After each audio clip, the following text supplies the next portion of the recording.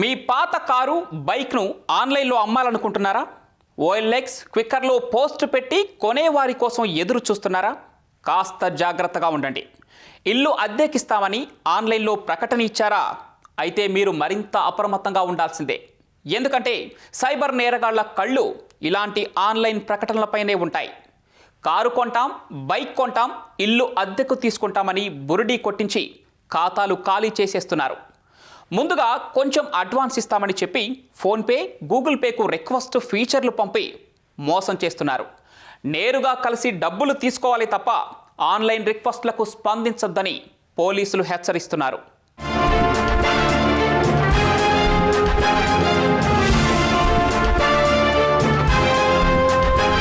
విజయవాడకు చెందిన ఓ వ్యక్తి తన ఇంటిని అద్దెకు ఇచ్చేందుకు ఆన్లైన్ యాప్లో ప్రకటన ఇచ్చాడు. ఓ వ్యక్తి ఫోన్ చేసి తనకు ఇల్లు నచ్చిందని, తప్పకుండా అద్దెకు తీసుకుంటానని నమ్మించాడు. 2 నెలల అద్దె అడ్వాన్స్ 65,000 ఫోన్ పే ద్వారా పంపుతానని చెప్పాడు. అందుకోసం రిక్వెస్ట్ పంపాడు.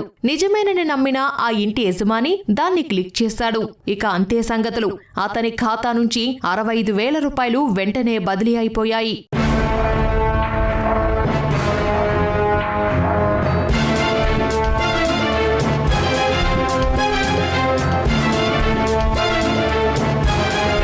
ఇదే విధంగా బైక్లు, కార్లు అమ్మేందుకు ఆన్లైన్లో పెట్టిన పోస్టులు పెట్టగానే అందరికన్నా ముందుగా సైబర్ నేరగాళ్లే ఫోన్లు చేస్తుంటారు. తమకు ఆ బండి నచ్చిందని చెబుతారు. నమ్మించడానికి బేరం కూడా ఆడుతారు. ఆ తర్వాత చెప్పిన ధరకే కొనుగోలు చేసేందుకు ముందుకొస్తారు. ముందుగానే డబ్బులు చెల్లిస్తామని చెప్పి phone pay, Google pay number పంపమని అడుగుతారు. తాము డబ్బులు పంపినా టెక్నికల్ ప్రాబ్లం వల్ల రావడం లేదని, అందుకే తాము రిక్వెస్ట్ పంపుతామని, అది ఓపెన్ చెయ్యమని సూచిస్తారు. పొరపాటున వారు చెప్పినట్లు చేశామా, ఖాతాలో డబ్బులన్నీ దోచుకుంటారు.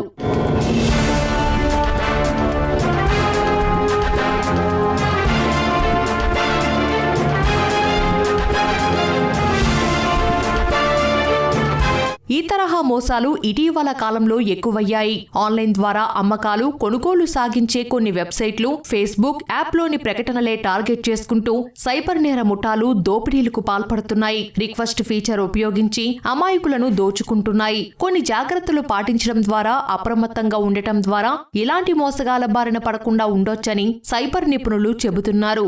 మీకు ఫోన్ పేలో కానీ లేదా గూగుల్ పేలో కానీ కొన్ని రకాల రిక్వెస్ట్లు రావచ్చు.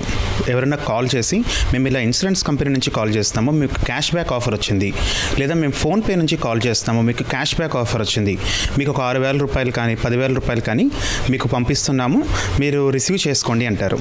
ఓకే, మనం పంపించడమే కదా, మేము రిసీవ్ చేసుకుంటాం అంటాం. ఆ తర్వాత మీకు కొన్ని సెకండ్స్లోనే మీకు ఒక పాపప్ వస్తుంది. మీకు ఇలాగ 6,000 rupees cash back offer from PhonePe అని కనిపిస్తుంది.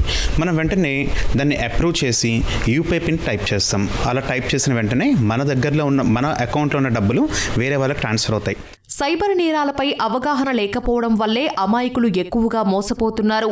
మ్యాండేట్ వంటి విధానాలను కూడా వాడొద్దని నిపుణులు సూచిస్తున్నారు. మనం ఏదైనా సబ్స్క్రిప్షన్ తీసుకుంటే ప్రతి నెల ఆటోమేటిక్ గా డబ్బులు చెల్లించేలా ఈ మ్యాండేట్ ఆప్షన్ చాలా మంది పెట్టుకుంటారు. దీనికి యూపీఐ పిన్ అవసరం లేకుండా డబ్బులు కట్టయ్యే అవకాశం ఉన్న నేపథ్యంలో దీని నిలుపుదల చేసుకోవడం మంచిది. అలాగే క్రెడిట్ కార్డులకు సైతం ఇంటర్నేషనల్ యాక్సెస్ ను డిసేబుల్ చేసుకోవాలని చెబుతున్నారు. అలాగే క్రెడిట్ కార్డు లిమిట్ సైతం మనకు కావాల్సినంత పెట్టుకుంటే మంచిదంటున్నారు. అవసరమైనప్పుడు పెంచుకోవచ్చని సైబర్ నిపుణులు సూచిస్తున్నారు.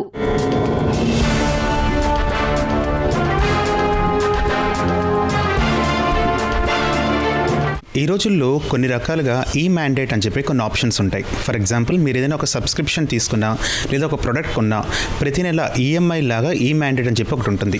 ఒకసారి మనం యూపీఐ పిన్ ఎంటర్ చేశాక నెక్స్ట్ మంత్ నుంచి ఆటోమేటిక్గా మీరు యూపీఐ పిన్ ఎంటర్ చేయకపోయినప్పటికీ కూడా ఈ మ్యాండేట్ ద్వారా ఆటోమేటిక్గా మీ అకౌంట్లో నుంచి డబ్బులు కట్ అవుతూ ఉంటాయి.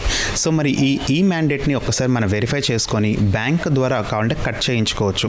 మీరు ఏదైనా ఒక ప్రోడక్ట్ సబ్స్క్రిప్షన్ తీసుకున్నారనుకోండి, 6,000 రూపాయలు అనుకోండి దాని యొక్క ప్రొడక్ట్ వాల్యూ, ప్రతి నెల ఈఎంఐ లాగా ఈ మ్యాండేట్ ప్రతి నెల కూడా 1,000 రూపాయల వరకు కట్ అవుతూ ఉంటుంది.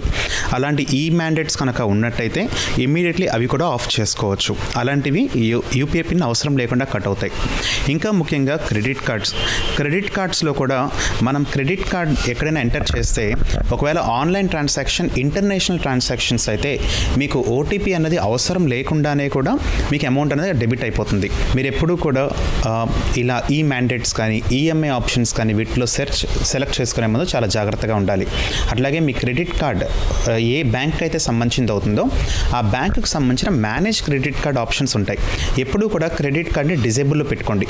ఎప్పుడైతే మీరు ట్రాన్సాక్షన్ చేస్తున్నారో ఆ నిమిషం ముందు లేదా ఆ కొన్ని నిమిషాల ముందు అప్పుడు మాత్రమే ఆ క్రెడిట్ కార్డ్ని ఎనేబుల్ చేసి ట్రాన్సాక్షన్ చేశాక మళ్ళీ క్రెడిట్ కార్డ్ని డిజేబుల్ చేసుకోవచ్చు. మన ప్రమేయమేమీ లేకుండా సైబర్ నేరగాళ్లు మోసం చెయ్యలేరని, కాబట్టి వారి ఉచ్చులో చిక్కకుండా ఉండటమే అతిపెద్ద సవాలని నిపుణులు చెబుతున్నారు. ఎక్కువ మంది అత్యాశకు పోయి వారి వలలో చిక్కుకుంటున్నారన్నారు.